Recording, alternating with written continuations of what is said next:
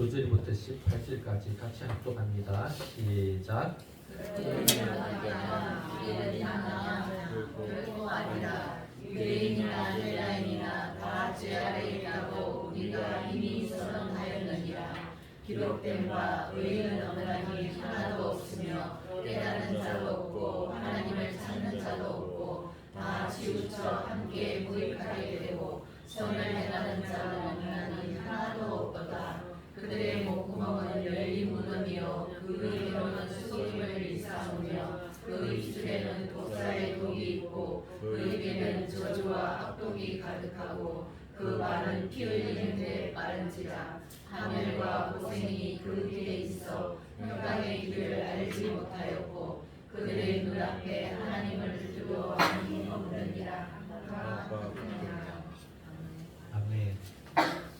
저희들은 계속해서 로마서를 통해서 우리 인간이 어떤 지금 상태에 있는가 이것을 계속 보고 있습니다. 하나님의 그 형상으로 지음받은 우리가 어떻게 이렇게까지 타락했을까 이런 것들을 생각할 수 있죠. 오늘 말씀의 제목이 인간의 전적 타락, 하나님의 은혜입니다. 전적 타락이라는 것은 타락되지 않는 부분이 없이 다 타락되었다. 오늘도 읽어보셨겠지만 지식, 의지, 우리 몸의 모든 기능이 완전히 타락되어서 하나님의 성품을 드러내지 않는 존재로 살아가는 모습들을 보여주었습니다. 하나님은 세상을 창조하셨을 때 사람 중심으로 세상을 만드셨죠. 자기의 형상을 지음받아 가장 선하고 복된 존재, 거룩한 존재로서 이 땅에서 안식을 누리며 살게 하셨습니다. 그래서 그들의 삶은 이기적이지 않고 욕심도 없고 미움도 없고 싸움도 없고 그래서 불안이나 두려움, 공포가 없는 평화로운 삶을 살게 하신 거죠. 이것이 우리 원래 하나님이 우리를 만드실 때의 지상이었습니다. 우리는 아름다운 그 지상 낙원 파라다이스의 그 원형을 보지 못하고 경험하지 못했기 때문에 지금의 삶이 얼마나 비참하고 고통 가운데 있는지를 잘 모르죠. 밭을 일구며 과일을 갖가지 종류의 음식을 맛보며 서로 어선도선 이야기하고 요리하면서 가축을 돌보며 참 그들의 삶, 아담과 하와의 그 삶은 정말 복된 삶이었죠. 서로서로를 사랑하는 모습들, 또 자연을 보면서 그 아름다움을 감상하고 우리가 바쁜 중에 일을 하면 아무리 좋은 관광지라도 눈에 안 들어오죠. 그렇게 좋은 곳에 갔으면서도 불구하고 일이 바쁘니까 어떻게 다른 사람들은 관광지에 와서 즐기지만 우리는 그 일에 몰두되어 어떤 눈의 즐거움도 어떤 맛의 그 감미로운 그런 것도 느끼지 못합니다. 그러나 아담과 하와는 하나하나 일 때문에 먹기 위해서 일하는 것이 아니다 보니까 하나하나 즐기면서 하나님이 만드신 그 아름다운 것을 감상하며 또 서로를 섬기며 사랑하며 하나님께 감사하며 그런 삶을 살게 되었죠. 이것이 진정한 하나님과 또 서로의 아름다운 교제입니다. 그렇지만 아담과 하와는 불순종으로 말미암아 그 에덴 동산에서 쫓겨나고 말았습니다. 하나님 나라에서 쫓겨난 순간 하나님의 다스림이 끊어지고 반대로 사단과 죄의 다스림 안에 들어오면서 말미암아 이제 모든 인간의 세상의 삶이 지각 변동이 일어났죠. 오직 힘 있는 자만 살아남는 세상이 되었습니다. 지식적으로 힘 있는 사람, 또 말 그대로 육신의 강한 자가 전쟁을 하고 사람들을 죽이고 빼앗고 이렇게 하면서 그것은 이제 안식이 아니라 평화가 아니라 사랑이 아니라 미움과 그 정욕으로 가득한 그곳에 사람들은 죄를 짓는 것이 오히려 하나의 쾌락이 되어버리는 그러한 곳이 되어버렸죠. 하나님을 알고 예배하고 감사하고 살아야 할 그 들이 이제 하나님이 아니라 각자의 우상을 섬기고 점을 치고 굿을 하면서 자기의 그 정욕을 자신의 그 욕심을 쫓아가는 사람들의 세상이 되었습니다. 이들 중에는 노골적으로 죄를 짓는 자도 있었죠. 뿐만 아니라 숨어서 드러내지 않는 죄를 짓는 자들도 있었습니다. 하나님은 이 모두를 다 동일하게 죄인이다 이렇게 말을 합니다. 유대인은 예외가 있을까요? 유대인은 하나님의 말씀을 받고 할례를 하고 그들이 믿음의 조상 아브라함을 후손으로 살았지만 그들도 율법을 지키지 않음으로 말미암아 동일하게 죄입니다. 그러므로 하나님의 심판 안에서 벗어날 자는 유대인이나 헬라인이나 아무도 없다. 그래서 죄 안에 다 갇혔다 이렇게 말하죠. 그러다 보니까 바울은 오늘 본문을 통해서 말합니다.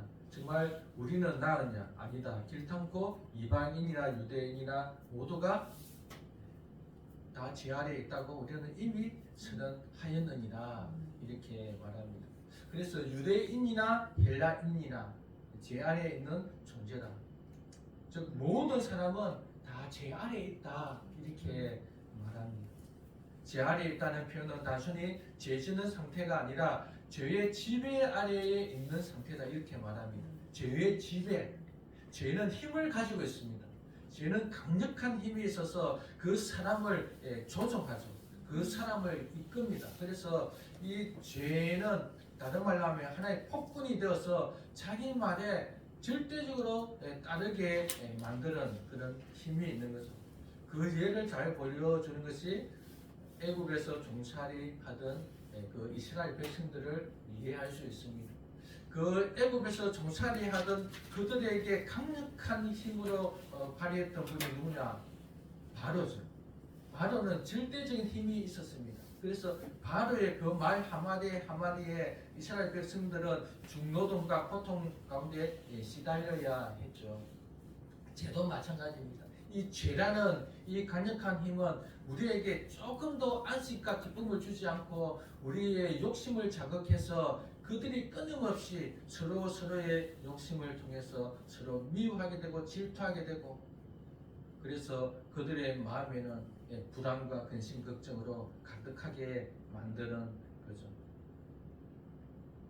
죄의 지배를 받는 우리들. 그래서 죄가 끄는 대로 끌려가면서 자기 중심적으로 생각하면서 상대방을 전혀 이해하지 못하는 이 시대. 우리의 존재. 그래서 오해하고 감정적으로 상처를 받고 상처를 주기도 하고 혈기를 부리고 욕을 하고 서로 거짓말하고 미워하고 경쟁하고 다투고 노동을 착취하고 그런 가운데 스스로가 정죄당하기도 하고 정죄하기도 하고 스스로 무가치함을 느끼기도 하고 무가치하게 하기도 하고 죄책감과 과거의 실수, 실패로 말미암아 어느 우울감들 그리고 이런 상태 이 죄는 이 상태로 몰고 가는데 이것을 우리는 한마디로 죽음이다 이렇게 말합니다. 이것이 죽음이다. 그래서 죄 지배 아래 있는 자들은 모두가 죽음의 상태에 있는 거죠. 우리는 육신의 죽음만 죽음으로 생각합니다. 그게 아니에요. 육신의 그 죽음이 오기까지 당하는 정신적, 정서적, 마음에 당하는 그 고통들도 하나의 죽음이라는 거예요.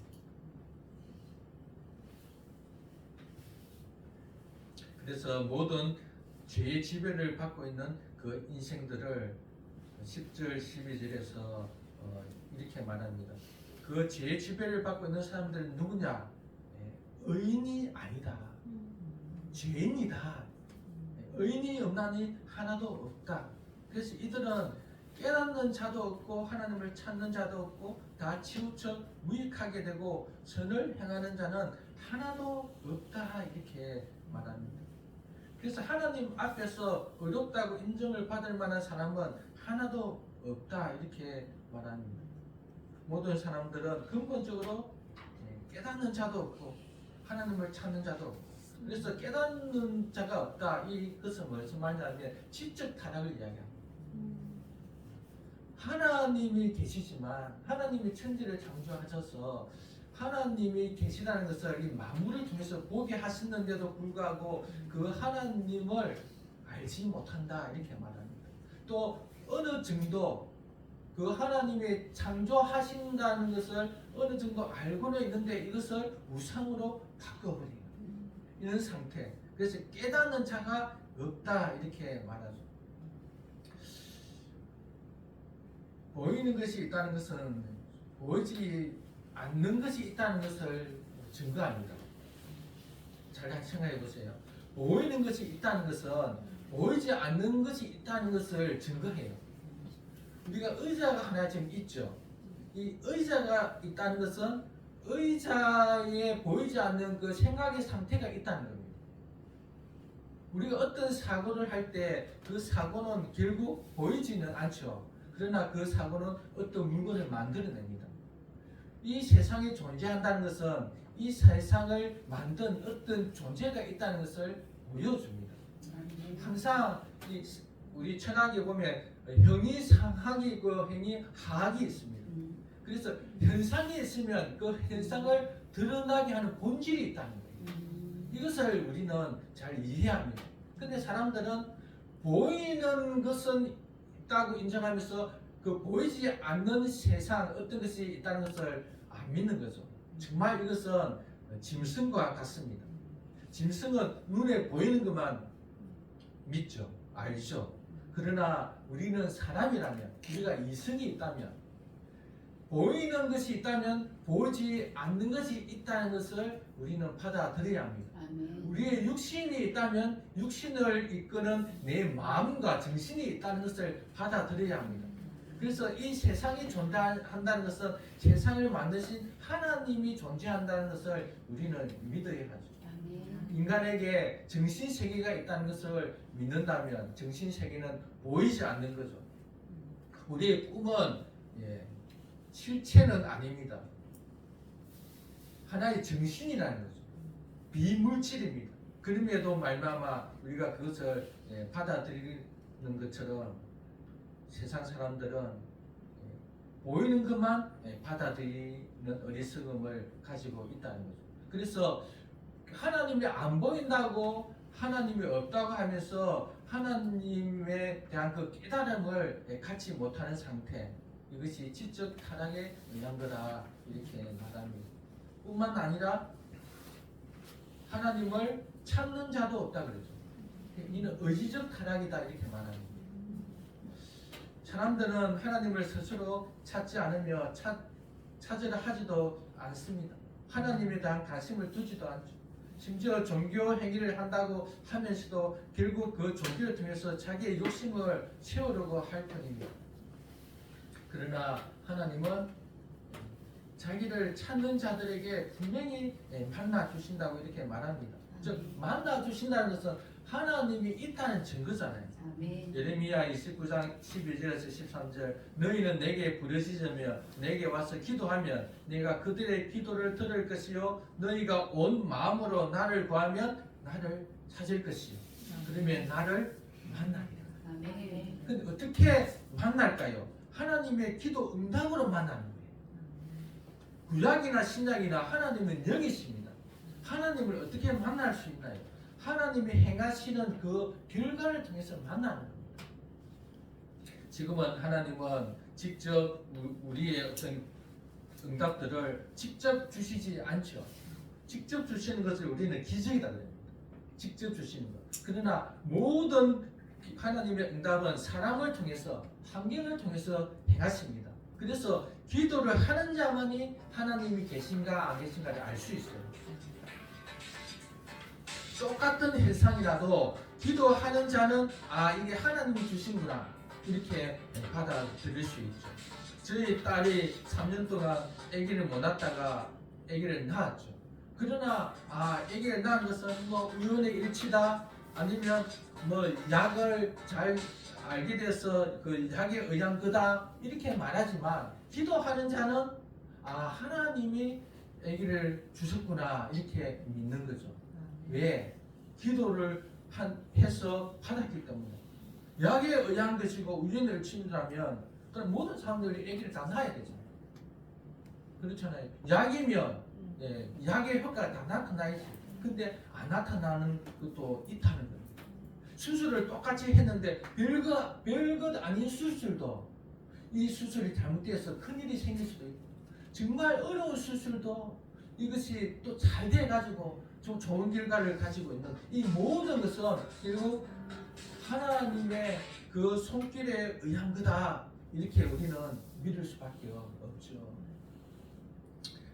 우리는 아픈 환자들이 참 많습니다. 많이 이제 그래서 우리는 이 아픈 것, 질병에 대해서 민감하죠. 그리고 정말 우리는 신중하게 이렇게 생각합니다. 그런데 치유되고 수술해서 호전되었다고 누구나 다 그런 결과가 있는 게 아니라는 거예요. 젊은데도 뭐 젊은 사람 아프면 병원 가서 치료하고 뭐 수술하면 되지. 약 줘. 요즘 세상에 약이 얼마나 좋아. 그러면 약 먹으면 되지. 근데 아닌 사람들이 생긴다는 거예요. 오늘도 친구 애가 죽었다고 연락이 왔어요. 처음에 부모님인 줄 알았어요. 근데 자세히 보니까 자기 애더라. 29살. 의술이, 약이 무조건 다 사람을 낫게 하는 게 아니라는 거예요.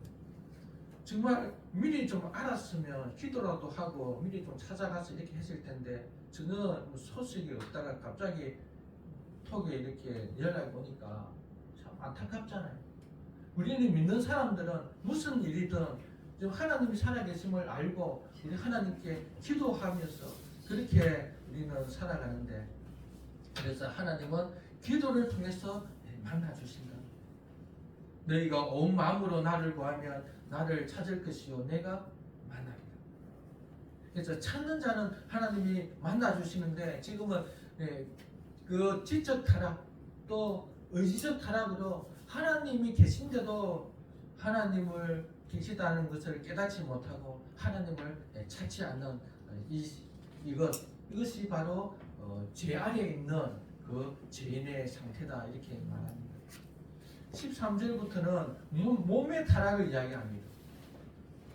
우리 13절, 14절 같이 한번 읽어보겠습니다. 시작. 그들의 목구멍은 열린 무덤이요 그 혀로는 속임을 삼으며 그 입술에는 독사의 독이 있고 그 입에는 저주와 악독이 가득하고 그 발은 피 흘리는 냄새가 빠르지. 그들의 목구멍, 즉 죄인의 상태는 목구멍은 열린 무덤이다. 참 시적 표현인데 너무 좀 비참하죠. 열린 무덤. 우리나라는 흙으로 이렇게 분봉을 해가서 완전히 막아버리지만, 이 유대 지방에는 무덤이 동굴이에요, 굴. 그래서 거기 문이 있죠. 돌을 가지고 막습니다. 그 돌 문을 열면 악취가 나겠죠. 역겨운 냄새가 납니다. 왜 그럴까요? 죽은 시체의 냄새예요. 그래서 너희 목구멍은 열린 무덤이다, 그렇게 말합니다. 무슨 말입니까? 우리 마음이 부패했다는 거예요. 마음이 썩었다는 거예요. 죄인의 마음은 썩어서 그 썩은 시체의 냄새가 난다는 거죠. 예수님은 이렇게 말합니다. 너 마음에서 나오는 것, 그 마음에서 무엇이 나오느냐? 악한 생각, 살인, 간음, 음란, 도둑질, 거짓 증언, 비방, 이런 악한 것이 마음에 가득해서 입만 열면 그 말을 통해서 막 쏟아진다, 그렇게 말하죠. 오늘 방금 표현처럼 목구멍은 열린 무덤이다. 그래서 그 썩은 시체의 냄새처럼 우리의 마음에 있는 이 악한 생각, 미움, 간음, 도둑질, 거짓 증언, 비방, 악독, 이런 것만 있을까요? 온갖 잡동사니가 마음에 다 있겠죠. 그 혀로는 속임을 입삼으며 그 입술에는 독사의 독이 있고, 독이 있다는 거죠. 그래서 말 하나하나가 가시가 되고 독이 되어서 그 사람의 심장을 찌르고 그 사람의 마음을 찔러서 정말 그 사람을 그렇게 괴롭힌다는 거예요. 그러면서 자기는 뭐 잘해준대, 말 한마디로 그렇게 상처를 주고 찌르고 하는 그 우리 인간의 상태를 이야기합니다. 저주와 악독이 가득하다 이렇게 말하죠.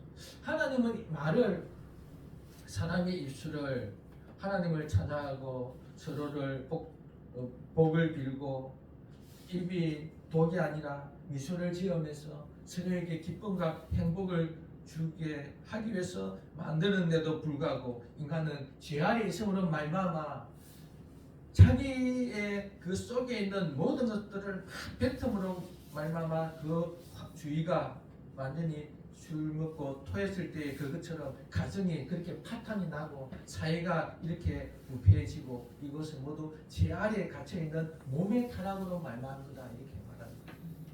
우리 인간은 전신이 다 타락했다.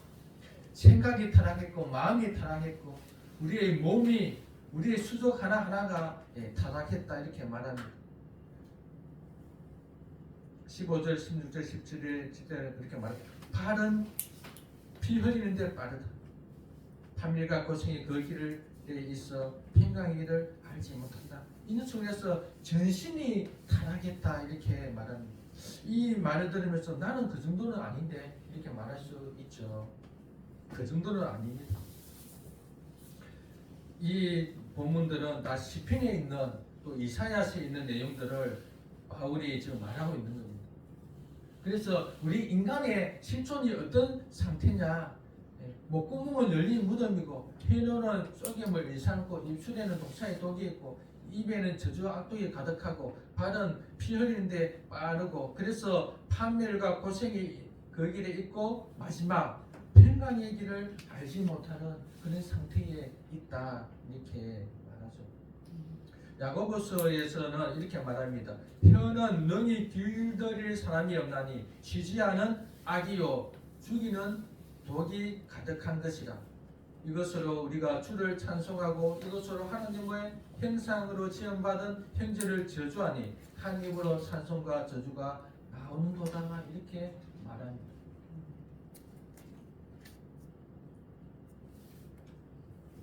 이것이 우리 인간의 그러한 정체성이다 이렇게 말합니다. 인간의 실존은 전인이 타락했다.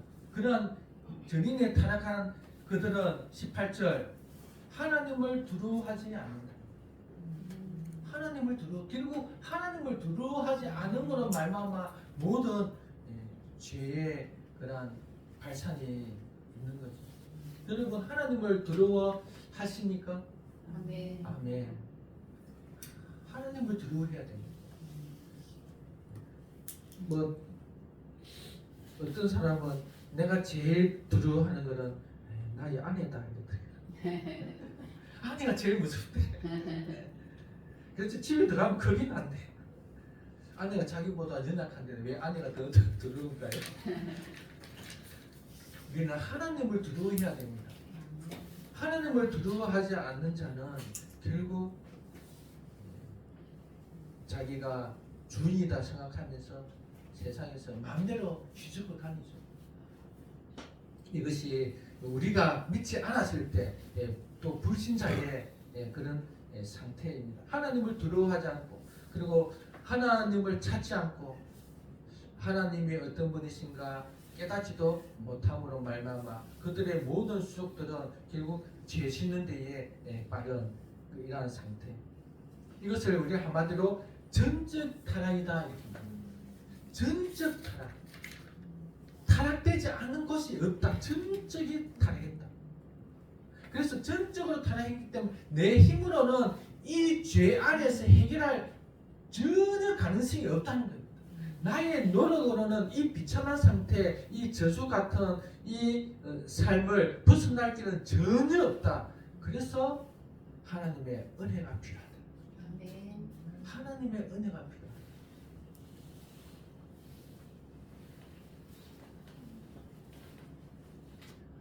모든 사람은 다 죄 아래에 갇혀 있습니다.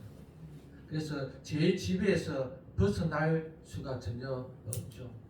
우리가 잘 아는 대로 이 죄가 언제 들어왔을까요? 아담의 불순종으로 들어왔습니다. 그래서 아담의 불순종은 치명적이에요. 왜? 그 한 사람으로 인하여 모든 인류가 죄의 지배하에 있기 때문에. 다른 말로 하면 한 교회의 목회자의 타락은 치명적입니다. 한 목회자로 말미암아 교회가 세워지지 않죠. 한 가장의 그 선택은 치명적입니다. 한 가장이 어떻게 서느냐에 따라서 그 가정이 평안없냐, 그 가정이 앞으로 미래가 밝냐는 그렇게 결정되는 거죠. 우리 IMF 때 이야기 너무 잘 알잖아요. 아버지가 자기 친한 친구에게 그 부탁의 말을 거절하지 못해서 집을 담보로 줬대요. 물론 처음에 친구는 정말 꼭 갚을게 막 이렇게 보여주면서 꼭 갚을 수 있다 했지만 결국 집도 잡히고 결국 그 좋은 집들 다 날아가고 그래서 지하 단칸방에 살고 이런 일이 있죠. 누구 책임인가요? 가장의 책임이죠. 교회도 목회자가 어떠느냐에 따라서 아담이 그랬다는 거예요. 아담 한 사람으로 말미암아 모든 인류가 다 죄 아래 갇힌 상태가 되었습니다. 그런데 하나님은 이 아담을 대신한 누구? 예수 그리스도를 보내주십니다. 저는 이런 생각이 들었습니다. 하나님은 참 마음이 정말 넓으신 분이구나. 하나님은 자기에게 이렇게 불순종하게 만든 이 아담에게 마음으로 그 하나님의 그 마음의 상처는 어떨까 하는 생각이 드는 거예요. 하나님이 아담을 만들었죠. 어떻게 보면 하나님은 아버지이고 아담은 자식이죠. 근데 자식한테 배신을 당했어요. 배신을 당했는데도 불구하고 이 자식을 위해서 또 다른 자식을 내주겠다. 이렇게 할 때 우리는 당연하다고 할 수 있지만 그 배신을 당한 아버지의 마음의 상처는 누가 치료해 주냐는 거예요. 그렇지 않나요? 우리는 자식으로서 부모님을 이렇게 어떨 때는 잘하지만 또 어떨 때는 막 못할 때 부모님의 마음은 넓어요. 다 용서해줘요. 용서는 해주는데 부모님의 그 마음의 상처는 누가 치료해 주냐는 거예요. 그냥 그 치료를 가지고 있겠죠. 우리 하나님도 그런 것 같아요. 창세기 3장 15절에 심판을 말하면서 너는 이제 쫓겨날 것이다. 너는 죽을 것이다 말하면서 여자의 후손을 보내주겠다. 그래서 다시 구원해 주겠다 하는데 어떻게 하나님의 그 마음은 어떻게 하나님이 그렇게 감사하고 자기 마음도 아프실 텐데 그거 다 듣고 그냥 이 한 사람의 이 범죄를 다 무마시키기 위해서 또 한 아들을 보내주어서 이 모든 인류를 구원함으로 하나님 나라를 회복하시는가 그런 생각이 들었습니다. 그래서 아담의 죄가 치명적이든 우리 한 사람 한 사람의 그 역량이 있다면 가정이든 어디든 그 책임에서 오는 그 죄는 치명적이고 크다는 사실입니다. 이것을 우리는 본문을 통해서 다시 한번 깨닫게 됩니다. 그래서 하나님은 모든 사람이 죄인이라고 이렇게 성경을 통해서 말하고 끝내버리면 정말 그것이 이제 율법이잖아요. 율법은 너희들은 죄인이다 이렇게만 말해버리잖아요. 그런데 하나님은 그렇게 죄인이라고 말해놓고 피할 길을 이미 주셨다는 사실이에요. 피할 길을. 그래서 예수님을 보내서 십자가에서 죽게 하심으로 우리가 당해야 될 그 행보를 대신 받게 하셔서 우리가 이 죄의 근세에서 해방될 수 있는 그 모든 방법을 만들어 놓고 예수님을 믿으면 이 저주, 이 심판, 이 세상의 비참함에서 해방될 수 있다. 그래서 주 예수를 믿어라. 그러면 너와 내 가정이 구원을 받으리라. 구원받는 것이 그냥 육신이 안 죽는다는 측면보다 이 땅에서의 삶이 정말 기쁘고 감사하고 은혜 넘치고 또 고난 가운데서 극복할 수 있는 그 힘들을 하나님이 주시고 또 서로가 미워하지 않고 사랑하며 참고 인내하고 서로 견디면서 또 위로하면서 힘을 주면서 살아갈 수 있는 그 에너지, 그것을 하나님께서 주시는 것, 이것을 우리는 구원이다 이렇게 말합니다. 죽어서 나원에 가는 것뿐만 아니라 이 땅에서 지금 이미 여러분의 많이 샀었죠. 앞으로 살 것을 정말 하나님을 신뢰하고 하나님 주시는 그 생명, 즉 하나님과의 그 친밀한 교제 속에서 주어질 때 여러분의 노후는 보장될 줄로 믿습니다. 아멘.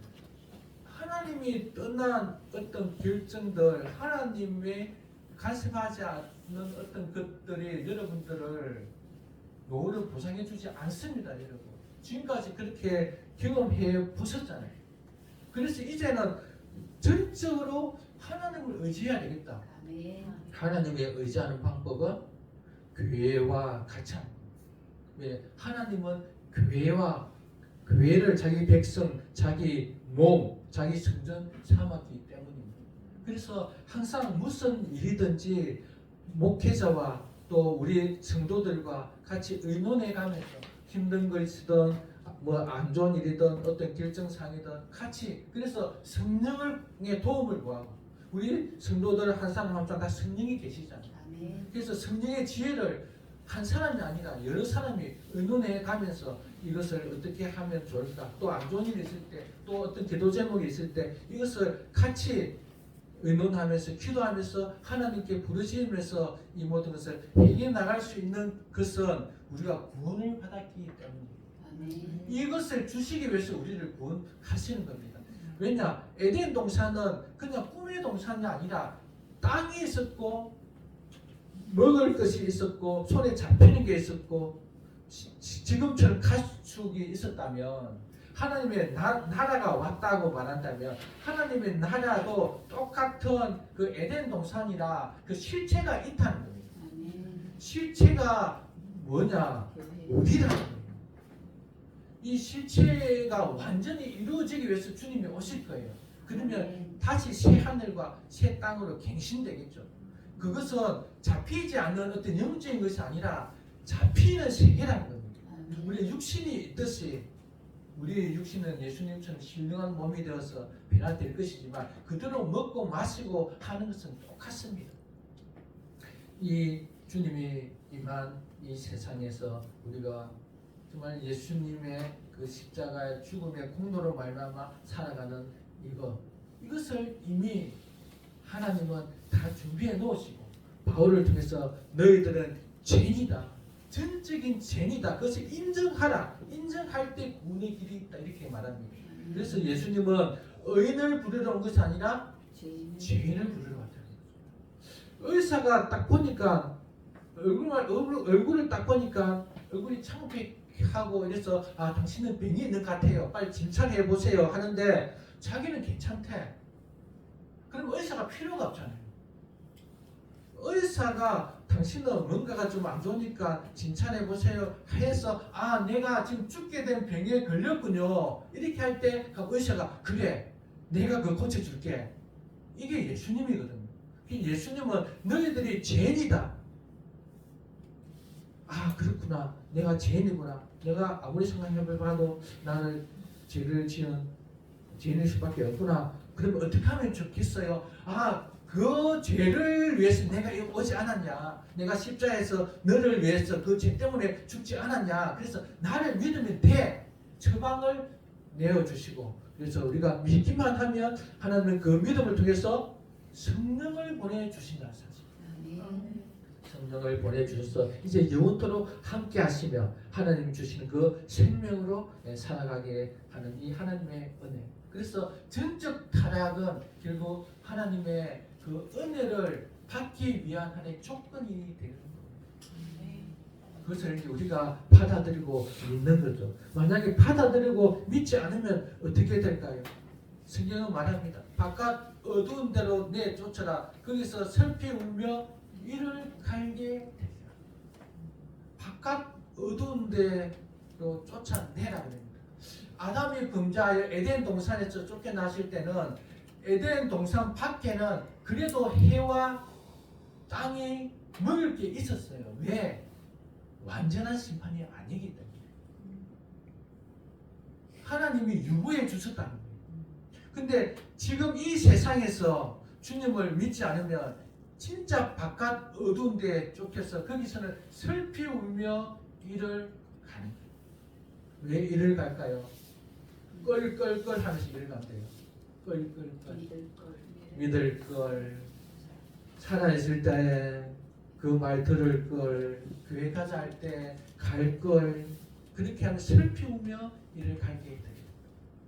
불과 유황으로 타는 못에 던져지리니 이것이 둘째 사망입니다. 그러니까 첫째 사망이 있고 둘째 사망이 있다는 거예요. 첫째 사망은 육신의 죽음을 말하죠. 마지막 모든 사람들이 영적 죽음, 하나님의 은혜를 완전히 차단된 그 죽음, 이것이 둘째 사망. 하나님의 임재, 사랑, 은혜가 완전히 제거된 절대적 고통의 상태, 이것이 둘째 사망. 첫째 사망은 육신의 죽음이죠. 이 땅에서 그래도 우리가 힘들 때도 있고 또 슬플 때도 있고 또 뭔가 안 될 때도 있고 그렇지만 좋을 때도 있고 행복할 때도 있잖아요. 왜? 하나님의 은혜가 아직은 비춰주고 있기 때문에. 그래서 지금이 구원받을 만한 때요 은혜의 날이다 이렇게 말합니다. 우리 모두는 구원받은 줄로 믿습니다. 하나님의 백성으로서 우리는 정말 전적 타락, 내가 진짜 죄인이구나 이것을 인정하고 이 죄에서 해방할 길은 오직 나를 위하여 죽으신 예수님의 그 십자가를 붙드는 그다, 이것을 믿으면서 우리 예수님의 그 사랑을, 하나님의 그 은혜를 다시 붙잡으면 좋겠습니다. 아멘. 아직은 기회가 있다. 하나님의 심판에서 벗어날 기회가 있다. 얼마나 좋습니까? 저도 한때는 로또를 했습니다. 왜? 우리 그때 사양교회 건축한다 할 때 로또 되면 교회 건축도 하고 나도 좀 형편도 풀리고 아직은 기회가 있다. 기회가 없더라. 그런 기회 말고 진짜 보장된 기회, 하나님이 목숨을 주셔서 목숨이 붙어 있을 때는 기회가 있는 거거든요. 기회가 있어서 정말 예수 그리스도를 붙들 수 있기를 바랍니다. 하나님은 이렇게 말해요. 아무도 멸망하지 아니하고 다 회개하기에 이르기를 원하시느니라. 하나님은 어떻게 이렇게 마음이 넓을까요? 자기를 그렇게 대적하고 하나님이 없다 그러고 하나님이 있으면 지금 이 세상에 이렇게 악하냐 그러고 반대로 자기가 중심이 되어서 자기 말만 들어야 된다 그러고 자기 뜻대로 안 되면 화를 내고 짜증내고 자기 혼자만 짜증내지 왜 그 짜증을 다른 사람한테 많이 내요? 그래서 내가 내 하는 일이 뭐가 안 되면 그 화풀이를 딴 데 가서 하잖아. 그런 모든 죄인들을 그래도 하나님은 멸망하지 않고 자기를 믿기만 하면, 예수님을 믿기만 하면 다 용서해 주겠다고 하는 그 아버지 하나님의 마음이 도대체 뭐냐? 너무 놀랍죠. 하나님은 아들 예수님을 죄인을 구원하시려고 보내셨다. 김전 1장 15절에 있는 말씀. 아들 예수님을 그 죄인을 위하여 이 세상에 보내셨다. 아담은 하나님이 만든 아들이죠. 우리는 모두 다 피조물입니다. 우리가 하나님을 아버지라 하지만 우리는 다 만든 존재예요. 근데 예수님의 아들은 만든 존재가 아닙니다. 예수님은 하나님과 영원 전부터 함께했던 하나님의 독생자 하나님이죠. 그 아들을 만든 인간을 위해서 이 땅에 십자가에서 죽게 되어 놓았습니다. 우리가 예수님으로 말미암아 우리도 하나님을 아버지라고 그랬습니다. 예수님에 의해서 우리가 하나님께 입양이 되었습니다. 그래서 우리는 하나님을 아빠 아버지라 부르는데, 우리가 비록 하나님을 아빠 아버지라 부르지만 우리가 하나님을 아버지라 부르는 우리의 존재와 영원부터 하나님의 아들로 계셨던 예수님이 아버지라고 부르는 그 예수님의 아들과 우리의 아들은 비교할 수 없다. 그렇게 비교할 수 없는 우리를 위해서 하나님은 자기의 영원부터 계셨던 아들 예수님을 십자가에서 내어주셨던 우리를, 예수님 믿기만 하면 우리를 구원해서 하나님의 백성으로 삼아 주시겠다는 이 놀라운 하나님의 은혜, 이 은혜를, 이 사랑을 우리가 받으시면 좋겠습니다. 그래서 이 예수님의 사랑에 합당한 그 삶을 우리는 살아야 되지 않겠습니까? 그 최고의 삶은 뭘까요? 예배. 하나님께 은혜 받은 자로서 합당하게 사는 최고의 삶은 뭐라고요? 예배. 이 공적인 예배가 너무 중요합니다. 이 예배를 위해서 전에도 한번 말씀드렸죠. 주일 모든 시간을 이 예배에 포커스를 맞춰. 이 예배를 드리기 위해서 그 산 제물로 일상의 삶을 살아라, 이렇게 말씀을 드렸죠. 이 예배, 하나님의 아들을 내어 주셔서 십자가에서 죽게 하심으로 말미암아 구원받은 백성들이 모여서 같이 하나님을 찬양하고 예배하고 감사하는 이 귀한 시간, 하나님은 이 시간을 기다리고 계십니다. 그래서 우리는 이 시간을 준비하면서 이 삶을 살아가지고 말씀을 맺겠습니다. 성경은 인간을 계속해서 정적으로 타락했다 이렇게 말합니다. 정신적으로, 마음적으로, 몸으로 타락하지 않는 어떤 부분도 없다. 눈도 타락했다. 입도 타락했다. 너희들의 목구멍 열린 무덤이다. 악취가 난다. 너희들은 발은 죄짓는데 빠르다. 그렇게 막 우리를 몰아붙여서 정죄해서 그것으로 끝내버리는 것이 아니라, 그럼에도 불구하고 너희들을 위해서 예수 그리스도가 이미 십자가에서 다 그 죗값을 받아, 정죄받아 십자가에서 죽었다. 그 죽는 것이 실제다 하면서 그 죽음의 효력은 부활로 말미암아, 예수님이 진짜 부활함으로 말미암아 그 십자가의 죽음이 정말 맞다, 그것을 확인시켜 주셨죠.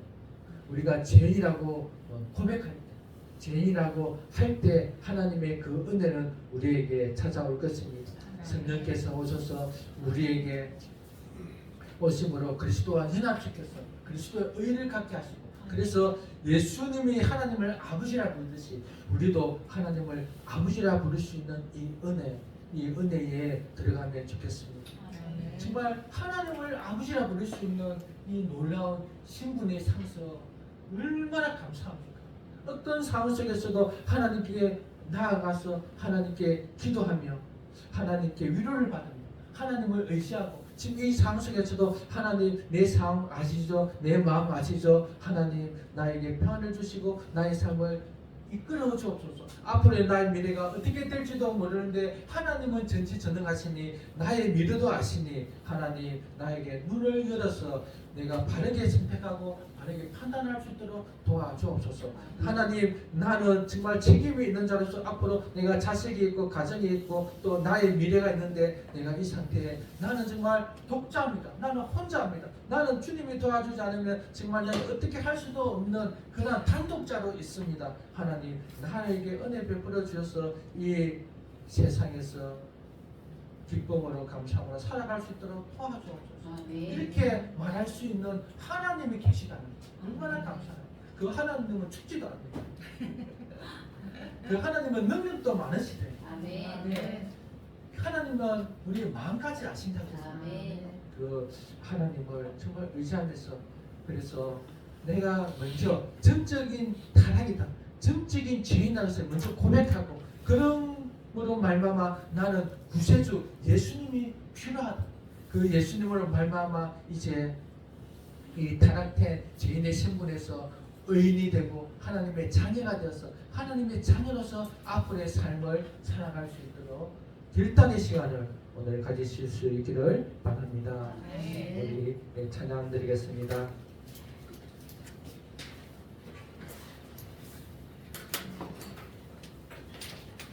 찬양기 67장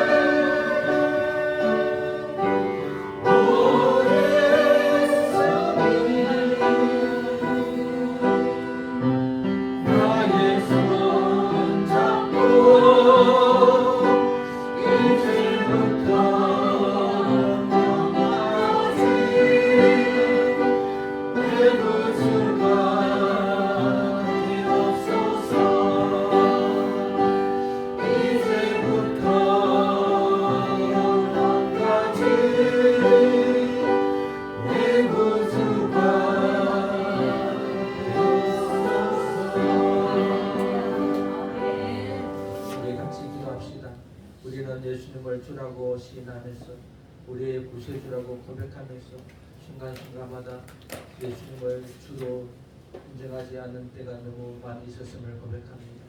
하나님, 정말 우리가 예수님은 나의 주요, 나의 구세주요, 나의 왕이심을 다시 한번 고백하며 하나님을 다시 의지하며 예수님을 나의 주로 다시 한번 모시기를 고백합니다. 정말 나의 모든 생각, 나의 모든 행동, 결단들 내 뜻대로 내 마음대로 환경에 의해서 결정되어지는 것이 아니라 오직 주의 말씀에 근거하여 예수님의 그 주 대신에 인정하여 고백하며 사는 저희들 되게 하여 주옵소서. 예수님을 지금까지 믿지 않았다면 진실로 예수님을 나의 주와 구세주로 믿음으로 말미암아 이 땅에서의 비참함, 이 땅에서의 고통과 아픔을 예수 그리스도로 말미암아 이제 자유하여 주님이 주시는 평강과 안식으로 살아가고자 결단하는 이 귀한 시간 되기를 바랍니다. 우리 주여 한번 부르고 기도합니다. 주여! 하나님 아버지, 하나님 다시 한번 결단합니다. 정말 우리는 전적인 죄인입니다. 전적인 정말 타락자이고 우리의 생각, 의지, 우리의 입술, 우리의 마음, 우리의 행동, 우리의 손가락 모든 하나 정말 죄를 짓지 않는 것이 없는 그런 존재입니다. 말씀을 비추어 볼 때 하나님의 거룩하심에 비추어 볼 때 우리는 정말 하나님 앞에 완전한 죄인임을 고백합니다. 하나님 나의 생각, 나의 결단, 나의 판단들 정말 네 중심으로 나의 욕심에 말미암아 그렇게 생각하고 결단을 내리고 판단했던 것을 고백합니다.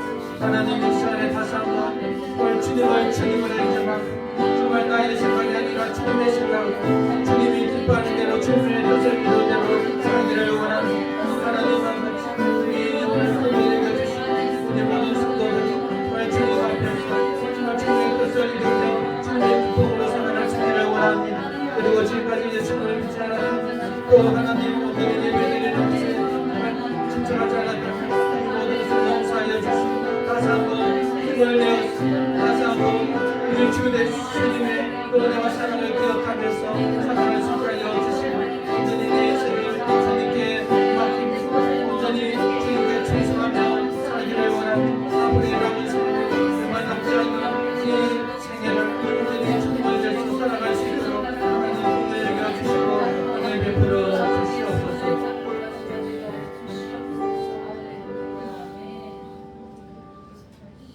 하나님 아버지 감사합니다.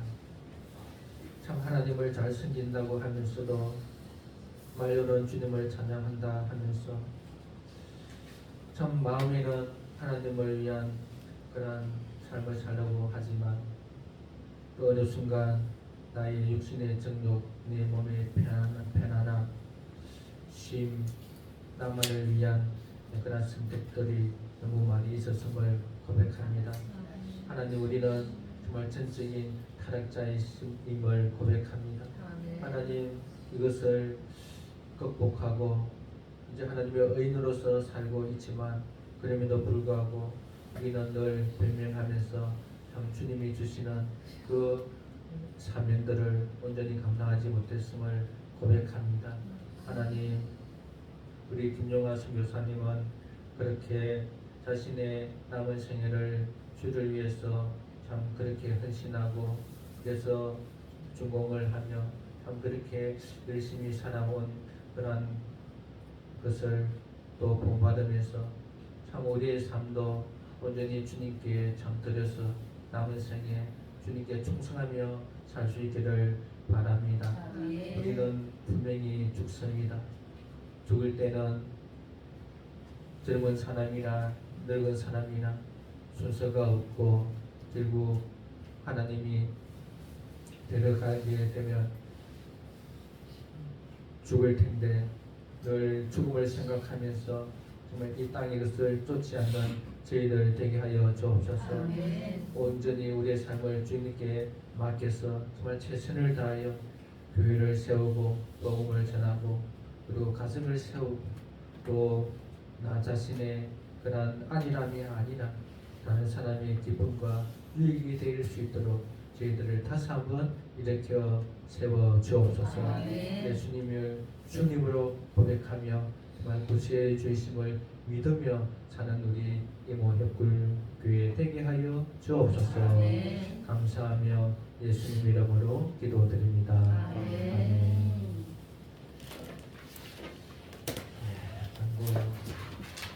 감사합니다. 예배드리러 오신 분들 주님의 이름으로 환영합니다.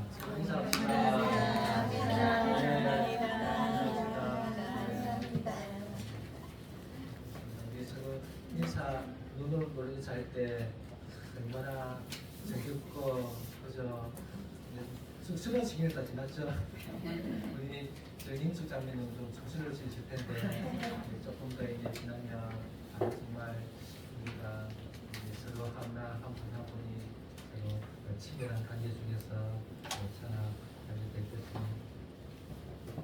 1월 한 달도 하나님의 돌보심으로 평안하게 하시네 감사드립니다. 2월 첫 주에 칭찬식이 있습니다. 자신을 돌아보고 살피는 한 주가 되고 주일을 정말 준비하는 한 주가 되었으면 좋겠습니다. 우리 전 창구 형제님 실혼 직장에서 적응과 또 앞으로 가족들이 한국에 잘 정착할 수 있도록 기도해 주시고 우리 창구 형제님이 이제 가장이죠. 가장으로서 참 책임감 있게 잘 교회 생활하는 가운데 가정을 잘 이끌 수 있도록 기도해 주시면 좋겠습니다. 또 사경회가 있습니다. 6월 11일부터 13일 우리 강사는 대구 영광교회 김영규 목사님이십니다. 야고보서 참된 경건 야고보서를 미리 좀 읽어보시고 말씀 연구도 좀 하고 자세히 이렇게 하시면 큰 은혜 될 것입니다. 그래서 야고보서가 참된 경건인데 어떻게 사는 것이 경건인지 그런 것들을 배우는 시간 될 수 있기를 바랍니다. 우리 이때 교회를 위한 기도 제목 우리 비전 우리 같이 한번 따라하겠습니다. 한 몸 가족 공동체로서 하나님 나라의 영광과 충만을 드러내자. 하나님 나라의 영광과 충만을 드러내자. 참대 사명 예수 십자가 보고 말고 전하기. 예수 십자가 보고 말고 전하기. 말씀 운동 일으키기. 말씀 운동 일으키기. 성경적 교회 세우기. 성경적 교회 세우기. 2026년 표 성령이 충만하여 복음을 전하자. 성령이 충만하여 복음을 전하자. 이렇게 우리 될 수 있기를 바랍니다. 아멘. 아멘. 우리 619장 찬양 드리면서 복음하겠습니다. 주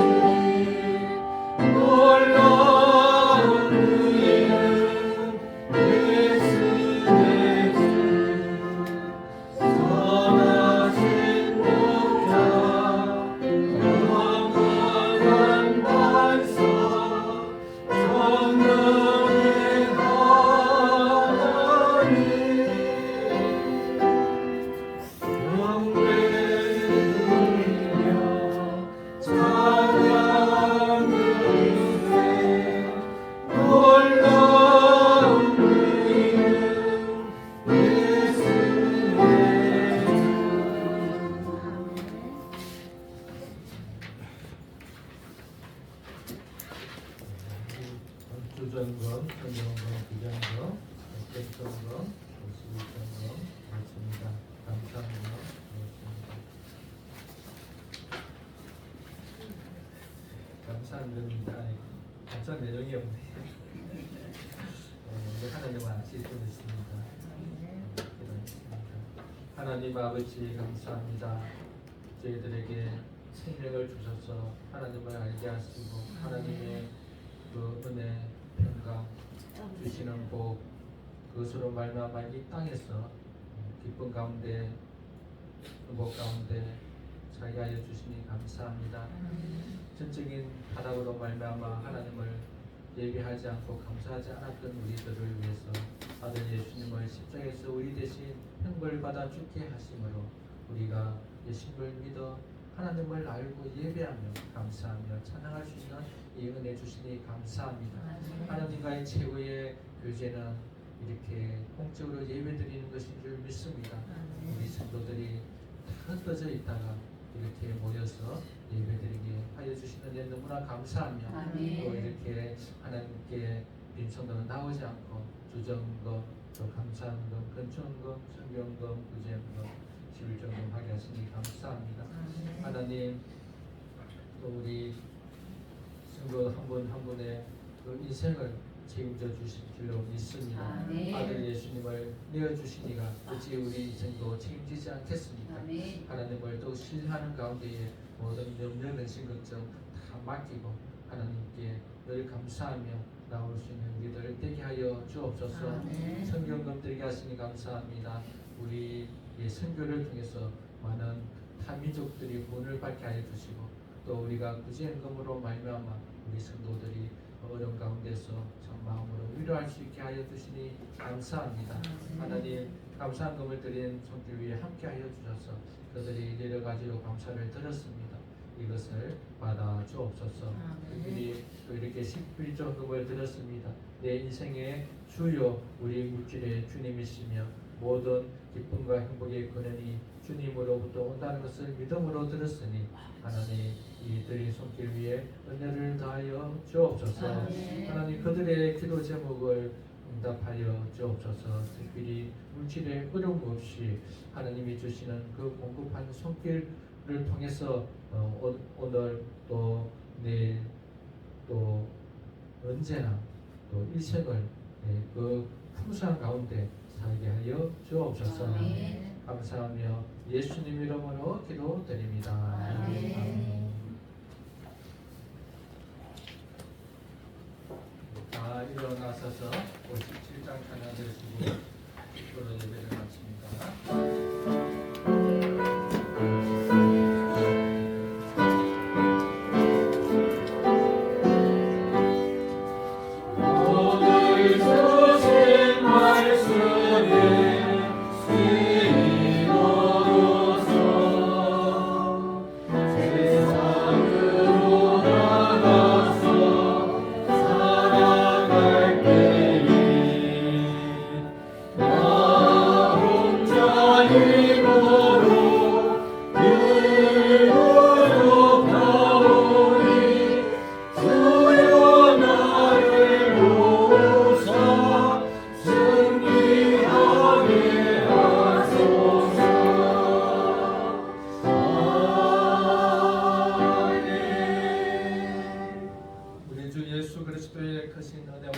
하나님의 무한하신 사랑과 성령의 교통하심이 전적인 타락으로 말미암아 하나님의 그 불순종으로 살아왔던 우리들을 예수 그리스도를 보내주심으로 예수님을 믿어 이제 하나님의 은혜를 받은 자로서 살게 하며 또 그 충성된 삶을 살고자 결심하고 다짐하는 성도들 위해 영원히 계시기를 축원하옵나이다. 아멘.